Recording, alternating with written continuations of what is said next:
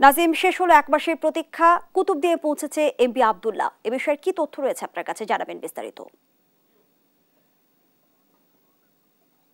জি, আপনি যেমনটা বলছেন, আসলে যে এমবি আব্দুল্লাহ জাহাজটি কক্সবাজারে প্রবেশ করার পরে আমরা যেটা জেনেছি সন্ধ্যা 6:30টার দিকে সেটি কক্সবাজারের কুতুবদিয়া এলাকায় নোঙর করেছে। ওখানে জাহাজের নাবিকরা ভালো আছেন, তারা ওখানে কিছুটা যে কার্গো নিয়ে আসছিলেন, যে চুনাপাথরগুলো ওখানে কিছু খালাস করবে। তারপর দুদিন পরে ওটি সেই জাহাজটি চট্টগ্রাম বন্দরের বহির্নোঙরে প্রবেশ করবে। তবে জাহাজে যে 23 জন নাবিক রয়েছে, সেই নাবিকদেরকে আগামীকাল একটি লাইটার জাহাজে করে চট্টগ্রামের সদরঘাটে যে কেএসআরএম এর যে মালিক পক্ষ যে কেএসআরএম এর যে জেটি রয়েছে সদরঘাটে, সেই জেটিতে প্রবেশ করবে। তারপর সেটি আস্তে আস্তে বিকাল 4টা নাগাদ হতে পারে বলে কেএসআরএম এর পক্ষ থেকে আমাদেরকে জানানো হয়েছে। তারা বলছেন যে জাহাজে যে নাবিকরা রয়েছে তাদেরকে নিরাপদে লাইটার জাহাজে করে সদরঘাটে যে কেএসআরএম এর জেটি রয়েছে সেটিতে আনা হবে। তারপর তাদেরকে আনুষ্ঠানিকভাবে সেই জেটিতেই কেএসআরএম কর্তৃপক্ষ বরণ করবেন এবং তাদের সাথে কথা বলবেন। পাশাপাশি সেখানে তাদের কিছু স্বজনও থাকবেন বলে আমরা জানতে পেরেছি।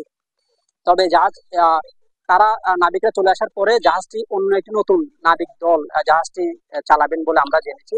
এই যে 23 জন নাবিক রয়েছেন তারা বন্দী দশা থেকে মুক্তি পেয়েছেন, তারা ছুটিতে যাবেন বলে আমরা জেনেছি।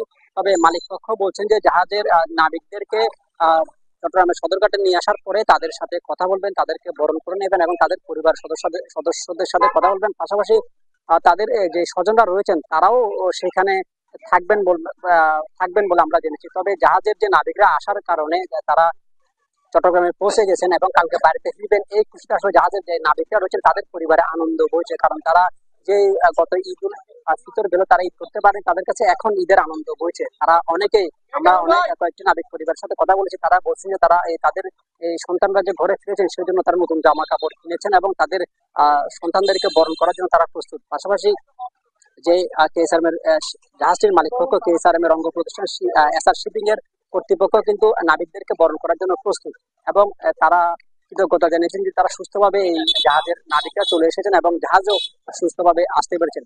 আপনাকে আরেকটি বিষয় জানিয়ে রাখি, এর আগে মোজাম্বিক থেকে কয়লা নিয়ে আসার পথে জাহাজটি সোমালিয়ান জলদস্যুরা জিম্মি করেছিল। তারপর দীর্ঘ 1 মাসে বিভিন্ন টানাপোড়েনের পর জাহাজটি মুক্তি পায়। তারপর মুক্তি পাওয়ার পরেই মূলত তারা জলদস্যু থেকে মুক্তি পাওয়ার পরে আরব আমিরাতে রওনা দেয়। তার সেখান থেকে চুনাপাথর নিয়ে জাহাজটি বাংলাদেশের উদ্দেশ্যে রওনা হয়।